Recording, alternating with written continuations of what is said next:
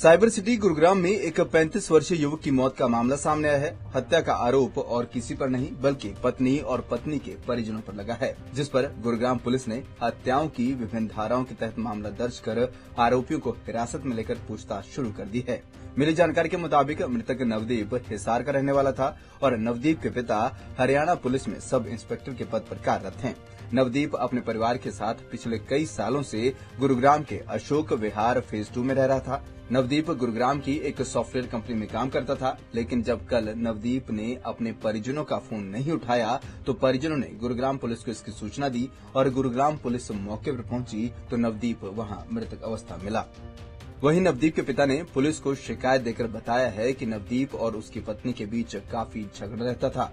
कई बार पत्नी घर छोड़कर भी चली जाती थी। पिता ने आरोप लगाया है कि नवदीप की हत्या उसकी पत्नी ने अपने परिजनों के साथ मिलकर की है, जिस पर गुरुग्राम पुलिस ने हत्याओं की धाराओं के तहत मुकदमा दर्ज किया है और आरोपियों को हिरासत में लेकर पूछताछ कर रही है। सीन ऑफ क्राइम की टीम के द्वारा स्पॉट का विजिट किया गया है और जो भी मौका से साक्ष्य थे वो एकत्रित किए गए हैं।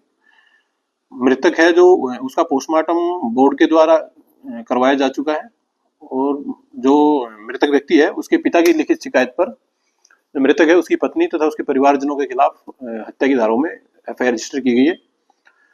एफआईआर के आधार पर जो जिन के ऊपर मृतक के परिवारजनों के द्वारा शक जाहिर किया गया था उन सभी व्यक्तियों को मृतक उसकी पत्नी के सहित हिरासत में ले लिया गया। पूछताछ की जा रही है और जैसे जैसे इन्वेस्टिगेशन में जो भी फैक्ट सामने आएंगे उसके अकॉर्डिंग पुलिस अपनी कार्रवाई जारी रखेगी। ये जो शिकायत करता है मृतक के पिता, उनके द्वारा अपनी शिकायत में भी ये बात बताई गई है कि उनके लड़के तथा जो उसकी मृतक की पत्नी थी उन दोनों के बीच में पिछले कुछ समय से कुछ मनमुटाव चल रहा था, जिसकी वजह से अक्सर मृतक की पत्नी अपने परिवारजनों के साथ में यहाँ अपने पति को छोड़ करके अपने घर चली जाती थी, क्योंकि बाद में खुद ब खुद वापस भी आ जाती थी। तो पुलिस हर एंगल को ध्यान में रखते हुए जांच कर रही है।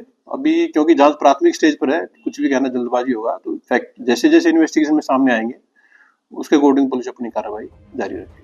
बहरहाल गुरुग्राम पुलिस ने शव का पोस्टमार्टम करा परिजनों को सौंप दिया है। मृतक के शरीर में चोट के निशान भी मिले हैं। वहीं पुलिस का कहना है कि इस मामले में जैसे जैसे तथ्य सामने आएंगे वैसे वैसे आगामी कार्रवाई की जाएगी।